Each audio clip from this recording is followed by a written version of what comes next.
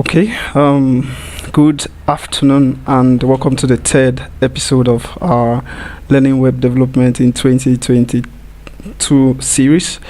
Your facilitator for today, and my name is Pius. Yeah. So today we are going to be taking a look at HTML tags. Here you're going to learn about HTML syntax. At this point, I believe you already heard of what HTML is if you followed the first episode. So in the first episode, we looked at an overview of everything we're going to cover for this series. Then in the second episode, we learned about setting up the development environment, like the code editor you're going to use, live server, and you have to run your code in a browser. So today we'll start writing code. If you've not seen those first two episodes, you should check the video description for links to them, or check the whole playlist for this series. So yeah, and here are some of the things we are going to be covering today. First, we're going to look at the HTML tag. Like HTML itself is also a tag. We're going to look at that tag. We're going to look at the head tag. We'll also look at title tag, then body, and we're going to look also at the body tag. After that, we're going to look at the headings tag. So this is heading from H1 to H6. We'll look at paragraph tag, the list tag, images, anchor, and the text decoration tags. So let's get started. First thing we're going to do, we'll go back to VS Code, our choice code editor for this series, and we're going to create a new file by hitting this icon with a plus sign. So we're going to name this file index.html. So then after that, we're ready to start writing our code. The code we'll be writing, your first tag we'll write is the HTML tag. And yeah, after writing the HTML tag, one thing you need to know about HTML tag, the HTML tag, this first part is called the opening tag, and this is a closing tag.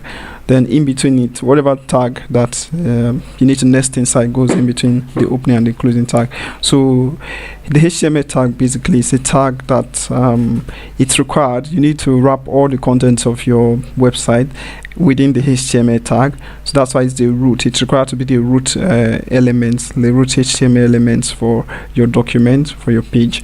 So that's how we have it there. So the next elements and every other elements we're going to have on this page will go inside. They're going to be nested inside the HTML tag. So next element we'll look at is the head tag. As in, this HTML tag is a head tag, and this head tag is where you put things like the title for your page. So that brings us to the next tag, which is the title tag. The title tag is for you to specify the title for your page. And yeah, we in between that title tag now, so you need to type the title, the actual text you want to display.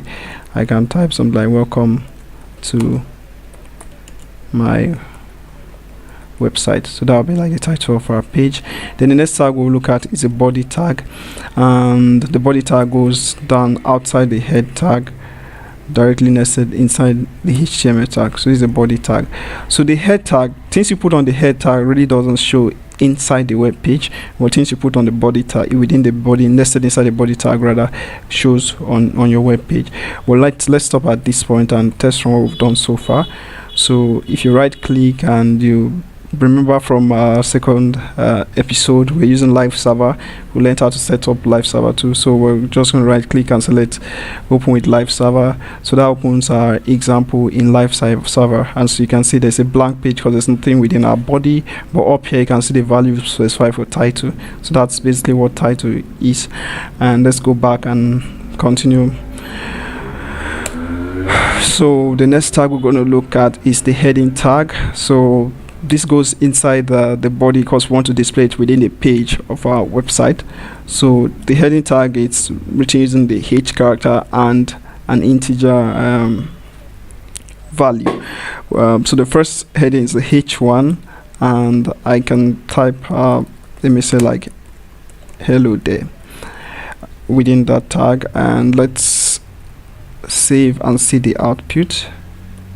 So you can see now, because that h1 tag is within the body, it's now visible on the main page for our website. And yeah, so let's look at another heading tag. So heading tags run from h1 to h6. I'm going to skip h2 and go to h3, and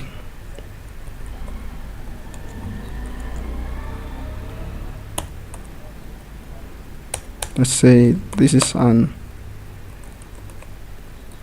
example site, and we save again and we come here. So notice that the first h1, the text looks bigger, the second it's smaller, and even by a lot because I skipped 2.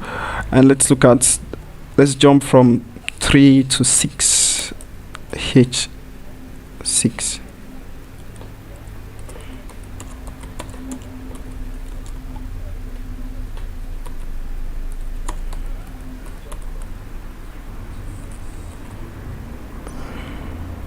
And you have this, you can see. So the nature of the heading tags is that h1 is the biggest and h6 is the smallest, so everything in between keeps decreasing till you get to h6. And now the next thing we need to look at is the paragraph tag. So most of these tags in HTML, they are enough to help you like write an article or a textbook. They're just like what rules you follow to like write a textbook. So probably you have a textbook, the textbook has a page, the page has a title, or a chapter has a title, or you have a topic you want to write an article about, the topic is like the main title, so you can use this h1 as a heading for that. Subsequently you have subtitles or subheadings, use h2, h3 and so on. But now when you want to write the actual content, like the sentences within a particular subheading, so that brings us to the paragraph tag, which is a p tag. That brings us to paragraph, which is a p tag. So after p, you can now say this is a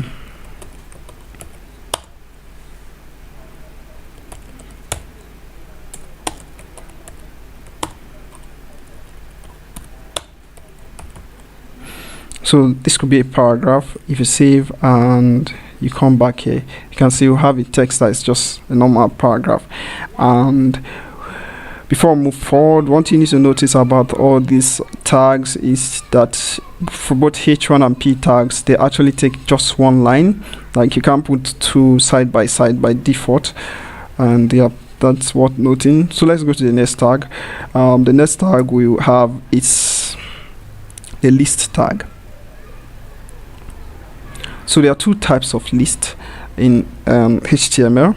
And before I proceed, let's say this website was a website like let's say it's an article we're writing about our country, Nigeria, and yeah, you have a main heading that says Nigeria, my dear country, and you have paragraphs and you have subheadings, maybe like h2, and you're like, okay, we have a subheading that says the states in Nigeria. So if you want to list the states, HTML provides a tag that can actually do something like the list tag. So let's look at the list tag. Like I was saying earlier, there are 2 types. There's the unordered list, or short UL, and the ordered list, short OL. So let's look at unordered list first, which is UL. And now after nested inside the UL, it's going to be each item for your list. So you do that using LI, which stands for list item. So since I mentioned about Nigeria and states, so I'm just going to make my list items to be states in Nigeria. So I'll start with Abia and I'll type Benue. So each list item I use the LI tag, and Cross River. So I have a list with 3 items. We can save this and go back to preview on our browser. So you can see this renders a list that's just like you have a list in your textbook or in a print material. So you have that list with the bullet points there. All we did was just use li, and HTML takes care of the rest of it. So let's take a look at the second kind of list. And to save time, I'm just going to duplicate this code, copy and paste. So we just need to change U to O, and do that for the closing tag to U to O, and save, and we'll come back here. So we have this list in two different versions. The first version, because it's unordered, it uses bullet points. Then the ordered version has an integer value attached, starting from 1 to n, where, for example, you have n of, let's say, 100 lists. Automatically HTML is going to generate 1, 2, 3 down to 100 for your list, which is actually pretty cool for something that basic. And yeah, so that takes us to our next element or tag, and that tag is the image tag. So this helps us show images. So let's say for this website, if we had an image about Nigeria, maybe a very popular site in Nigeria, we could like want to add it to our article. So using the img tag or image tag, you could actually do this. So let's take a look at how this tag works. It starts with less than img, there is a space, and you say src, and like this, then you close the tag. So this src stands for source, and it is within this place that you're going to put the path to your image. So we do not have any image about Nigeria to put here, but luckily for us, we have a small tool which is PhotosUm,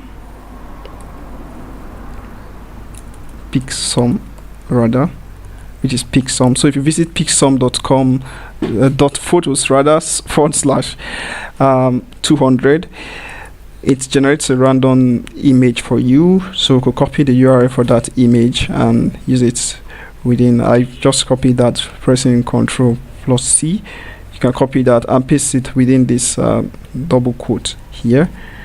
Then you save, and let's preview our website. So if we get back here, you can see that image from PicSum. It's not on our website. If we had an image about Nigeria, maybe like the gate in Abuja or one of the big buildings, we could actually have it there. Yeah, so that also brings us to something that is new. This tag is new. This tag has an opening tag, it has space, and this probably weird looking thing. So this is called properties. So HTML tags have properties, so this is a property. The other thing about this tag, so the tag doesn't have a closing part. This is intentional. Tags have opening and closing parts because you are expected to nest other tags or the data that tag is supposed to work with within it. So OA has opening and closing because we are nesting li within it. Li has opening and closing because we are nesting the data, which is Abia, Benue for each one within it. So that's why for this tag, there's nothing that's being nested within it. Instead, the path to our image is specified in property. So these are HTML properties. And another example of like property could be class. So class is a popular property. So you have the name of the properties is class, then the equal sign, and this quote the value. And over here I can put something like second hyphen list, like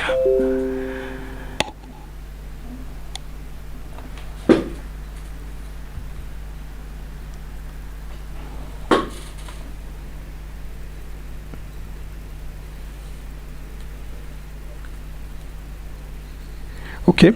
So sorry for that interruption. And okay, so use a class property for styling, like I was saying. So let's move to the next tag we have here, which is the anchor tag. So the anchor tag, it's used for, or the A tag, it's used for linking multiple pages. And we are going to create a second page in order to demonstrate this. So I'll click on this plus sign and say contact.html. So I'm going to create a contact page. So this creates a new file. So within that file, I'm going to start, since it's HTML, I'll put the HTML tag, just basically repeating what we did in the last file. So have head and have a title. So the title, I can say something like contact me. Then let's jump to the body. So within body, I'm just going to put a paragraph that says contact me page. So now we have this page. Using the anchor tag, we can actually have a way for the user to move from this page to the contact page, like show a link that the user can click. So this is the syntax of the anchor tag. Say A, already know property, so there's a href property with the value. So the value is where you specify the file you want to move to. So we're just going to say contact.html. that's the file we just created.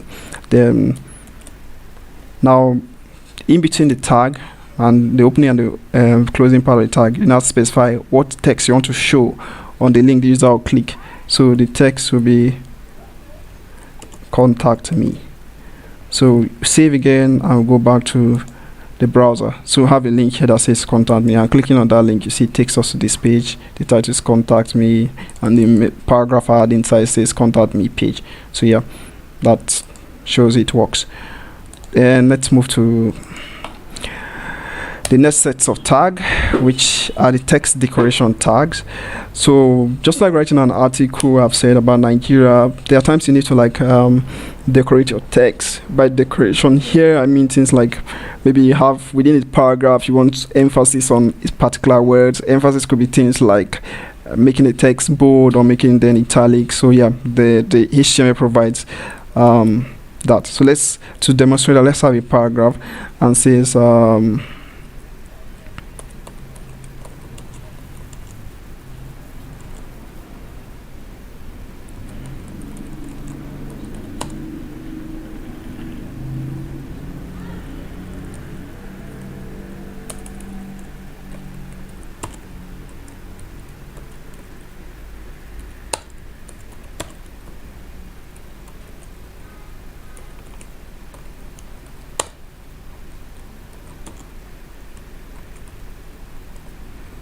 so let's say we want to make emphasis for Abuja here, and I'm just going to cut this in Control X, and I will come and add the strong tag within this paragraph. So the strong, and I'll paste Abuja back here. But before I do that, let's see this paragraph. Let's see it without the emphasis. So this is Nigeria is a country in West Africa. The capital is Abuja. But you see there's no emphasis, all text looks the same. So going back to introducing the strong tag within around Abuja, and you see Abuja is now a capital. So strong is not the only emphasis tag we have. Let's look at another one, which is the EM tag. So I'm just changing strong to EM and save. We go back here and you see EM stands for italic. So you can see Abuja is now written in an italic format. So that is those are some of the text decoration. And yeah, at this point we have a very loaded page. At least our page, we started with the blank page and now we have a lot of stuffs on our page. So we have the heading tags, we have paragraphs, we have lists, and we have images. So yeah, these are basically like some of the key things you need to like start building the main structure of your website before you start adding CSS and other things to it. So we've looked at so many of the key HTML tags that you need to like get started. This is enough for you to write an article using HTML and just publish it on the web, on the internet there for another person to read, and it will still, you could still format your article properly just using these tags. So yeah, today our goal was to cover some of these tags that you use for displaying things on your website, and we'll be able to do that. Just a few recap before we round up. So first, an HTML document, the root element must be the HTML tag. Then the head tag is where you have things like title. These type of tags have an opening and closing section. A tag basically is the code for the syntax for a tag basically is less than the name of the tag, greater than. Then the closing part of the tag, less than / then the name of the tag again. Anything that needs to be within that tag is nested within, like within between the opening and the closing section. We also looked at like there are some special tags that don't have closing section, like the image tag, because the data they are supposed to work with is not nested within them. In this instance, the data is provided using a property. We looked at also class property, then even the anchor tag, the A tag here has a property. So yeah, that's basically everything you need to know about those tags. And in next class, in the next episode, we're going to look at